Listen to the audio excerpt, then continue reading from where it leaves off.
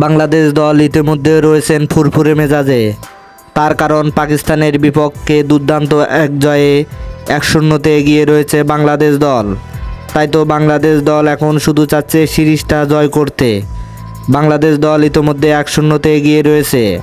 পাকিস্তানের বিপক্ষে বাংলাদেশের দুর্দান্ত জয় ছিল, যেখানে 10 উইকেটে জিতেছিল বাংলাদেশ দল। তাই তো দ্বিতীয় ম্যাচের আগে বাংলাদেশ দলের ক্যাপ্টেন শান্ত বলেছেন, অবশ্যই আমরা সিরিজ জিততে চাই। বাংলাদেশের বিপক্ষে মুশফিকুর রহিম দুর্দান্ত পারফরমেন্স করেছিলেন, তার সুবাদে বাংলাদেশ দল চ্যাম্পিয়ন হয়েছিল। তাই তো এবার পাকিস্তানকে হোয়াইট ওয়াশ করতে চায় বাংলাদেশ দল। এবার এই প্রথম শক্তিশালী একাদশ নিয়ে মাঠে নামছে বাংলাদেশ। বাংলাদেশ দলে কোনো পরিবর্তন নাও হতে পারে দ্বিতীয় টেস্টে। হ্যাঁ দর্শক, আপনি কি মনে করেন বাংলাদেশ দল দুর্দান্ত পারফরমেন্স করতে পারবে পাকিস্তানের বিপক্ষে? তাহলে অবশ্যই আপনার মূল্যবান মতামত কমেন্ট বক্সে জানিয়ে দিবেন। ধন্যবাদ।